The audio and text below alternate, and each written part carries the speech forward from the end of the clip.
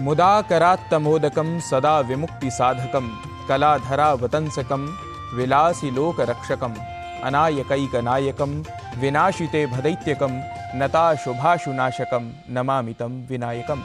इस गणेश स्तुति के साथ साथ मैं गवीश द्विवेदी आप सभी का स्वागत करता हूं सुप्रभातम कार्यक्रम में। आइए करते हैं आज के इस अंक का श्री गणेश।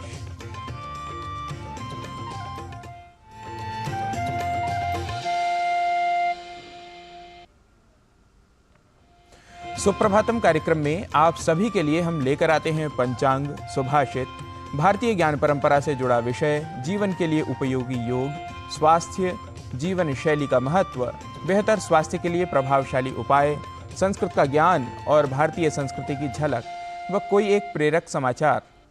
आइए क्रमानुसार सबसे पहले आपको दिखाते हैं क्या है आज का पंचांग। आज का पंचांग युगाब्द 5125, विक्रमी संवत 2080, शक संवत 1945, दक्षिणायन, हेमंत ऋतु, पौष मास, कृष्ण पक्ष, अष्टमी तिथि, बृहस्पतिवार, हस्त नक्षत्र। आज का दिन सभी के लिए मंगलमय हो।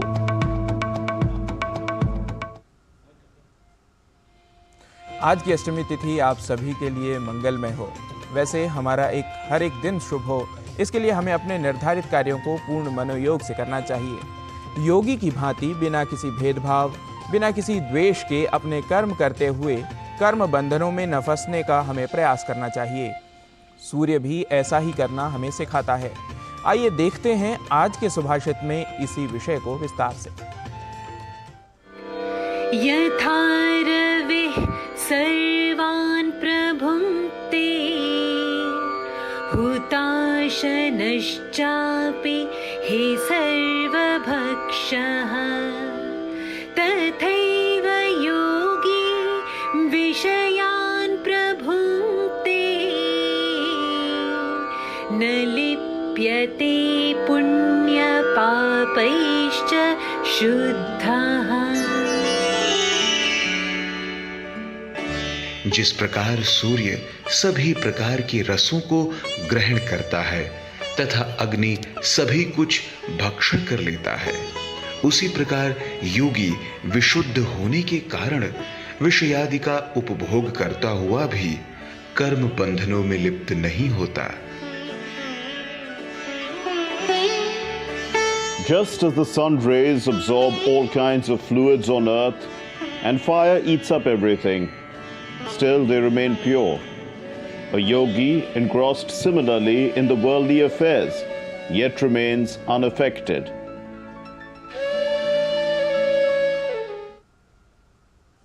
और सुभाषित के बाद अब क्रम है भारतीय ज्ञान परंपरा से जुड़े एक प्रभाग का। आइए चलते हैं इस प्रभाग में। तमिलनाडु राज्य के पास स्थित है पुडुचेरी, जो एक केंद्र शासित प्रदेश है जिसका भारतीय ज्ञान परंपरा को पूरी दुनिया में प्रसारित करने में अद्भुत योगदान है। पुडुचेरी हमारे देश के महान विचारक, योगी और प्रमुख राष्ट्रवादी श्री अरविंद घोष की साधना का केंद्र है।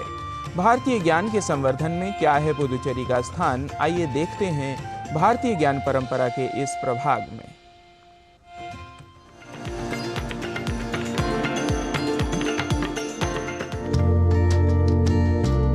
दक्षिण भारत में तमिलनाडु राज्य के पास स्थित है भारतीय ज्ञान परंपरा के महत्व को पूरी दुनिया में प्रसारित करने वाला एक केंद्र शासित प्रदेश पुडुचेरी। तमिल शब्द पुडुचेरी का अर्थ है नया गांव।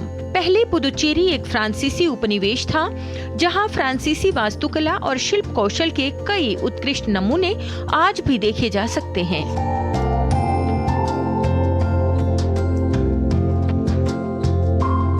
प्रदेश में पीली इमारतों की स्थापना तत्कालीन फ्रांसीसी प्रशासन के अंतर्गत की गई थी, तो वहीं सफेद इमारतें भारत प्रशासन के अधीन हैं। पुडुचेरी के क्यूरियो सेंटर नामक प्रतिष्ठान में आज भी विभिन्न प्रकार की वस्तुएं संग्रहित हैं।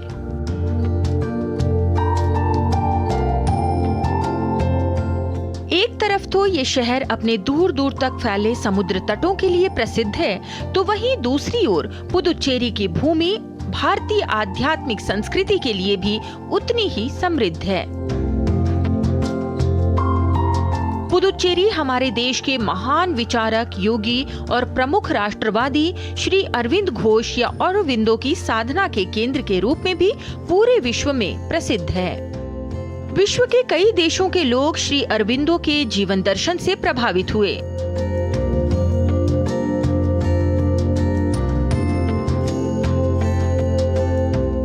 उनमें से एक थी फ्रांसीसी मूल की मीरा अल्फासा, जिनकी रुचि गहन आध्यात्मिक क्षेत्र में थी। मीरा अल्फासा एक योग शिक्षिका भी थी। श्री अरबिंदो के साथ मीरा अल्फासा का संपर्क फ्रांस में हुआ और उसके बाद वे गुरु अरविंद की प्रमुख अनुयायी बन गयीं। अनुयायियों द्वारा मीरा अल्फासा को कुछ समय बाद द मदर के रूप में जाना गया। द मदर नाम से प्रसिद्ध योगिनी मीरा अल्फासा ने एक गांव या कस्बे की स्थापना की थी, जिसका उद्देश्य मानवीय एकता की भावना उत्पन्न करना था। वो जगह अब पूरी दुनिया में ऑरोविले नाम से जानी जाती है। फ्रांसीसी शब्द ऑरोविले का अर्थ है सिटी ऑफ डाउन, अर्थात भोर का शहर। ऑरोविले में स्थित विजिटर्स सेंटर का उद्देश्य ऑरोविले को एक ऐसे सार्वभौमिक शहर या गांव के रूप में स्थापित करना है जिसमें सभी देशों से सभी संप्रदायों के लोग, चाहे पुरुष हो या महिलाएं, आ सकें, प्रेम सद्भाव से रह सकें और भारतीय ज्ञान परंपरा से प्रभावित हो सकें। 20 वर्ग किलोमीटर में फैले इस भूभाग में वर्तमान समय में 60 देशों के 3000 से अधिक लोग रहते हैं। ये सभी लोग यहाँ एक समुदाय के रूप में रहते हैं और शिक्षा, कला और सामाजिक गतिविधियों में योगदान देते हैं। ऑरोविले में सौर ऊर्जा से संचालित होने वाली सोलर किचन नगर के आकर्षण केंद्रों में से एक है, जहाँ प्रतिदिन कई लोग खाना खाते हैं। ऑरोविले नगर में आकर्षण का केंद्र यहाँ स्थित द मदर टेम्पल है, जो न केवल एक पर्यटक स्थल है बल्कि ध्यान और तपस्या का भी एक स्थान है। इस मंदिर को ऑरोविले शहर की आत्मा कहा जाता है। बाहर से देखने पर ये मंदिर एक विशाल सुनहरा गोला दिखाई देता है, जो धरती से निकलता हुआ प्रतीत होता है।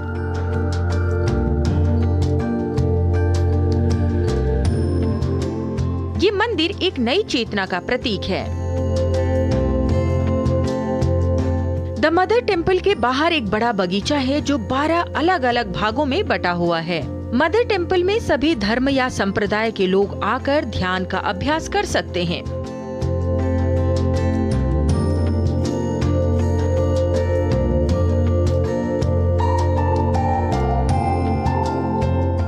ऑरोविले शहर में एक संग्रहालय भी है, जहां कला से संबंधित कई वस्तुएं देखी जा सकती हैं।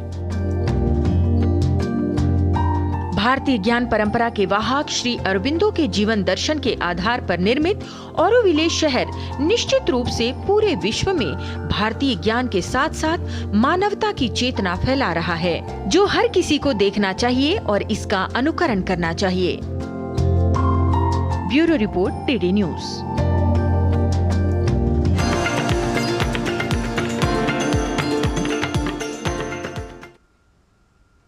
और सुप्रभातम कार्यक्रम में लेते हैं एक अल्प विराम। आप हमारे साथ बने रहिए और देखते रहिए DD news. NPS is a mode of creating post-retirement corpus having two basic characters in it with its hand: disciplined saving and vigilant investment. अगर ये दोनों उसके क्राइटेरियाज मीट आउट होते हैं तो रिटायरमेंट कॉर्पस को पैदा करने के लिए इससे बढ़िया तरीका जो सिंपलेस्ट मोड में है वो और कोई अवेलेबल नहीं है। अपने बेहतर कल को सुनिश्चित करने के लिए NPS जरूरी है।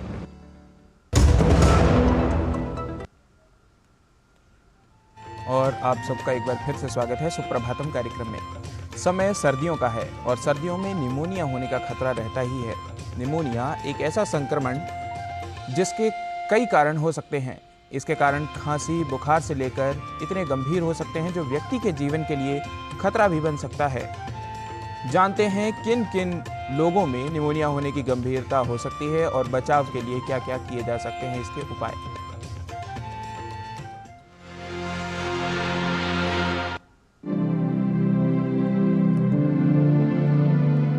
निमोनिया फेफड़ों का संक्रमण है। इससे फेफड़ों में सूजन की स्थिति उत्पन्न हो जाती है, जिसके कई कारण हो सकते हैं। निमोनिया के लक्षण में खांसी, बुखार से लेकर गंभीर लक्षण भी हो सकते हैं, जो व्यक्ति के जीवन के लिए खतरा बन सकते हैं। खास तौर पर कमजोर प्रतिरोधक क्षमता वाले लोग, बच्चे या वृद्ध व्यक्तियों में निमोनिया गंभीर रूप ले सकता है। सामान्य सर्दी जो होता है वो गला खराब हो गया, छींके आना, बुखार होना, सर दर्द होना, बॉडी एक होना, ये यहाँ तक सीमित है। जब ये इन्फेक्शन गले से होता हुआ हमारी रेस्पिरेटरी ट्रैक्ट में चला जाता है, यानी कि लंग्स में चला जाता है, और वो लंग्स में इन्फेक्शन करके उसके अंदर स्क्रीशंस और कंसोलिडेशन हो जाती है, इन्फ्लेमेशन हो जाती है, तो उसको हम निमोनिया बोलते हैं। निमोनिया के लक्षण यूजुअली एक फीवर का आना, खांसी होना, छाती में दर्द होना और बलगम का प्रोड्यूस होना, यानी कि स्पूटम प्रोडक्शन होना, यूजुअली ये लक्षण होते हैं। और जब भी किसी व्यक्ति को लगता है कि उसके फीवर के साथ उसकी छाती में दर्द है, खांसी आ रही है या बलगम आ रहा है, तो उसको इमीडिएटली डॉक्टर के पास या हॉस्पिटल में जाकर अपने आप को दिखाना चाहिए। स्पेशली एल्डरली और यंग चाइल्ड में यदि निमोनिया है तो वो काफ़ी घातक हो सकता है। निमोनिया मुख्य रूप से विषाणुओं और जीवाणुओं के संक्रमण से होता है। ये वायरस, बैक्टीरिया और पैरासाइट के कारण भी हो सकता है। श्वसन रोगियों में निमोनिया होने पर जटिलताएं और गंभीरता अधिक हो सकती है। निमोनिया की समय पर पहचान और उपचार न हो पाने से ये जीवन के लिए खतरा बन सकता है।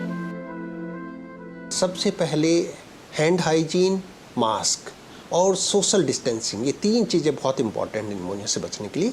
यदि किसी आदमी को कोई जुकाम या इस तरह का वायरल कुछ लग रहा है तो आप उससे थोड़ा सा दूर रहिए।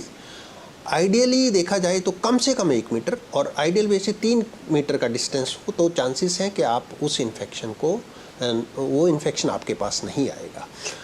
यदि फिर भी किसी का एक्सपोजर हो जाता है तो स्टीमिंग करिए, और टाइमली यदि सिम्टम्स निमोनिया के आने लगते हैं, जैसे कि मैंने तो बोला था, खांसी हो रही है, बुखार है, छाती में दर्द है, बलगम आना शुरू हो गया, तो अपने डॉक्टर को दिखाइए और उसके लिए एडिकेट एंटीबायोटिक्स या अप्रोप्रिएट एंटीबायोटिक्स का ट्रीटमेंट शुरू कीजिए, और वो कंप्लीट एंटीबायोटिक फुल डोजेस के साथ। एल्डरली लोग कई बार उसमें तो बुखार भी नहीं होता, वो थोड़ा सा फटीग महसूस करते हैं, कमजोरी महसूस करते हैं, खांसी उनका चल रहा होता है, छाती में दर्द चल रहा होता है, स्पूटम आना शुरू हो जाता है, और जब वो बेहोशी की साइड में ड्राउजी होने की संभावना उनको लगती है, खड़े होने पे चक्कर आ रहे होते हैं, तो ये कुछ ही चीज़ें हैं जिस टाइम पे हमें बहुत सीरियस होना चाहिए कि उसका निमोनिया काफ़ी खतरनाक हो सकता है। निमोनिया के लक्षणों को समय से पहचान लिया जाए तो इसका उपचार किया जा सकता है। गंभीरता न बढ़े, इसके लिए आवश्यक है कि निमोनिया का जल्द और सही इलाज हो। किरण भारद्वाज, डीडी न्यूज।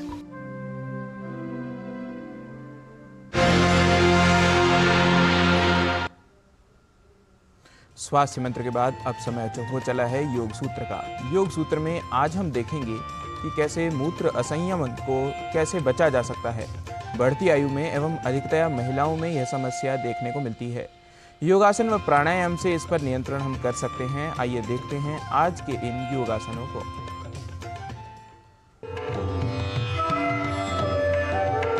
नमस्कार, मैं रोहिणी घोष। आज हम देखेंगे एक योग अभ्यास, एक आसन, जिससे आप अपनी यूरिनरी इनकॉन्टिनेंस यानी कि मूत्र असंयम, जो बढ़ती उम्र में महिलाओं में एक बहुत आम समस्या बन जाती है, उससे कैसे निजात पा सके या उसको कैसे ठीक किया जा सके। तो इस आसन का नियमित अभ्यास करते रहिए और देखिए किस प्रकार आपकी कंडीशन में सुधार आएगा। ये आसन है सेतु बंधासन। इसके लिए आप धीरे से लेट जाएं, जिस प्रकार मैं वीडियो में बता रही हूँ। धीरे से लेट जाएं अपने पीठ के बल। अपने पैरों को और घुटनों को इस तरह एडजस्ट करें, हिप डिस्टेंस बनाए बीच में, थोड़ा और पास ले आए। इस प्रकार अपने हाथों को मैट पे रखें। अब श्वास भरते हुए धीरे से ऊपर जाए। 6 सेकंड यहाँ बने रहें। सांस छोड़ें, नीचे आए। इस तरह आप 5 से 10 बार इसका अभ्यास करें। धीरे से उठ के बैठ जाएं। नियमित अभ्यास कीजिए और देखिए किस प्रकार आपको लाभ मिलता है। और अब बारी है कुछ प्रैक्टिकल टिप्स की, जो हम जानेंगे गुरु मां हंसा जी योगेंद्र से। नमस्कार। पेशाब पर कंट्रोल न होना ये अमुक उम्र के बाद बहुत ज़्यादा देखा गया है। छींक आते हुए, खांसी आते हुए पेशाब थोड़ी निकल जाना, रात को बार बार पेशाब करने उठना और ज़रा ज़ोर से हंसे तो निकल जाना, ये सब आम बात हो जाती है और यहाँ थोड़ा ध्यान देना पड़ेगा। कोशिश ये रहे कि यहाँ इस एरिया की जो एक्सरसाइज है योग के आसन वो तो ज़रूर करें जिससे मसल्स थोड़ी फर्म हो जाए। बहुत ज़रूरी है कि आप पानी पीने का ध्यान रखा जाए कि आपने कब पानी पिया, क्योंकि पानी पीने के 2 घंटे के बाद ज़ोर से पेशाब आएगी। गुनगुना पानी पिएंगे तो ज़्यादा पेशाब नहीं आएगी। दिन में कब पेशाब की याद रखें और हर बार जाते ना रहें कि पेशाब आ रही है। 2 घंटे बाद जाए, पेशाब को भरने दें तो उससे धीरे धीरे मसल स्ट्रांग होगी। वह अपने आप को वार्म रखें, पैर हमेशा गर्म हो, ठंडे ना हो, तो ये ध्यान रखें और शरीर में वजन ना ज़्यादा हो, नहीं तो पेशाब पर कंट्रोल मुश्किल हो जाएगा। बस ध्यान दें। नमस्कार।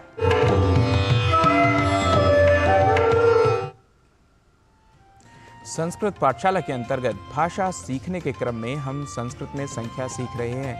अब तक हमने 1 से 60 तक की संख्याओं को संस्कृत में सीखा है। आज के इस अंक में हम 61 से संस्कृत में संख्या बोलना सीखेंगे।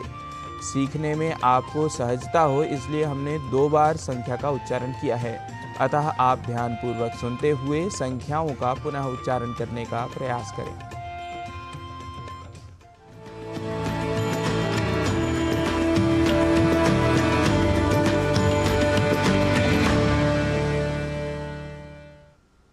एकषष्टिः, एकषष्टिः, द्विषष्टिः, द्विषष्टिः, त्रिषष्टिः, त्रिषष्टिः, चतुष्षष्टिः, चतुष्षष्टिः, पंचषष्टिः, पंचषष्टिः, षट्षष्टिः, षट्षष्टिः, सप्तषष्टिः, सप्तषष्टिः, अष्टषष्टिः, अष्टषष्टिः, नवषष्टिः, नवषष्टिः, सप्ततिः, सप्ततिः, एकसप्ततिः, एकसप्ततिः, द्विसप्ततिः, द्विसप्ततिः, त्रिसप्ततिः, त्रिसप्ततिः, चतुस्सप्ततिः, चतुस्सप्ततिः, पंचसप्ततिः, पंचसप्ततिः, षट्सप्ततिः, षट्सप्ततिः, सप्तसप्ततिः, सप्तसप्ततिः, अष्टसप्ततिः, अष्टसप्ततिः, नवसप्ततिः, नवसप्ततिः, अशीतिः, अशीतिः।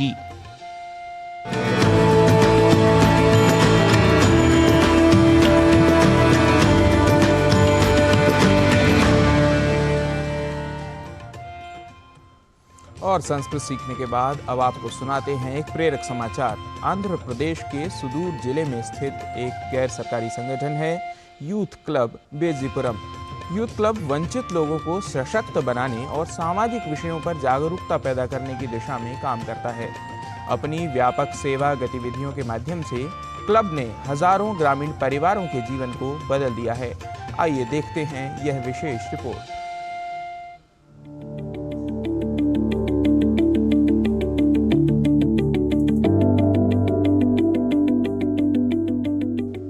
अपने गांव और अपने आसपास ग्रामीण निराश्रित और गरीब महिलाओं की दुर्दशा से प्रभावित होकर करीब 20 शिक्षित युवाओं के एक समूह ने एक युवा क्लब की स्थापना की।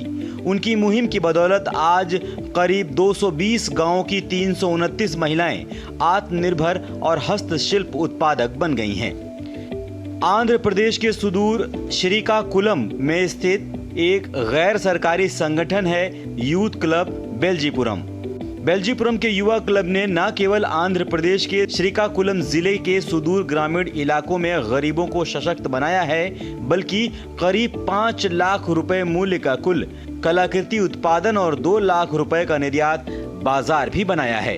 इसके अलावा 1980 में शुरू हुआ यह स्वयंसेवी संगठन अब तक 380 स्वयं सहायता समूहों को बढ़ावा दे चुका है। इसमें से 16 जूट हस्तशिल्प में लगे कारीगरों के लिए हैं। ये कारीगर आज लकड़ी की नक्काशी, मोती के आभूषण, बंजारा कढ़ाई, फीता, मुलायम खिलौने और चिराला साड़ियाँ जैसी विभिन्न प्रकार की पर्यावरण अनुकूल कलाकृतियों और शिल्प वस्तुओं का उत्पादन करते हैं। हम में से कुछ लकड़ी की नक्काशी करते हैं, गहने बनाते हैं, खिलौने और बर्तन भी बनाते हैं। आज सभी जागरूक हैं। हम किसी के आगे हाथ नहीं फैलाते, खुद अपनी आजीविका कमा रहे हैं। हमारा फोकस पर्यावरण की रक्षा करना भी है, इसलिए हम पर्यावरण अनुकूल कलाकृतियों और शिल्प वस्तुओं का उत्पादन करते हैं। हमारी कोशिश रहती है कि जब प्रकृति ने हमें इतना कुछ दिया है तो उसका कुछ अंश तो हम प्रकृति को लौटा सकें। यूथ क्लब इस क्षेत्र में एक बड़ा परिवर्तन लेकर आया है। इसने लोगों, खासकर महिलाओं को स्वाभिमान से जीवन जीने की राह दिखाई है। संगठन की शक्ति से बदलाव की उसी सोच के साथ यूथ क्लब से जुड़े युवा लगातार काम कर रहे हैं। इन लोगों की कोशिश मानवीय मूल्यों को बढ़ावा देने की है। एम प्रसाद राव, जो एक सरकारी स्कूल में शिक्षक थे, लेकिन इन्होंने अपनी नौकरी छोड़ दी और यूथ क्लब के साथ जुड़ गए। बिना किसी मेहनताने के ये अपनी सेवाएं दे रहे हैं। So many activities we are doing now. Our main motto is increasing the rural area people, agriculture, education, health in the rural areas and tribal areas also. We are extending our support to, we are extending our activities like entire the Srikakulam district, earlier also in HIV, adult education, and every activity we are running, and ILP, India Literary Policy also we are conducting. समाज के जरूरतमंदों, वंचितों और वंचित वर्गों की सेवा करने की सोच के साथ जुड़ा है युवाओं का ये ग्रुप भी।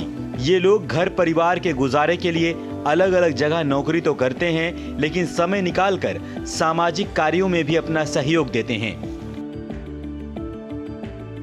ये सशक्तिकरण प्राप्त करने के लिए आपसी सहयोग, पारस्परिक सहायता, स्वयं सहायता, आत्मसम्मान के साथ साथ निर्णय लेने की प्रक्रिया में भागीदारी की संस्कृति को विकसित करके इसे हासिल करने की योजना बना रहा है। आंध्र प्रदेश से ब्यूरो रिपोर्ट, डीडी न्यूज।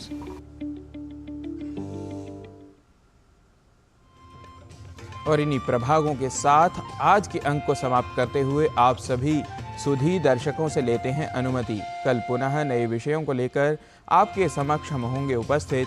तब तक के लिए नमस्कार। सर्वे भवन्तु सुखिनः, सर्वे सन्तु निरामयाः, सर्वे भद्राणि पश्यन्तु, मा कश्चित् दुःखभाग् भवेत्।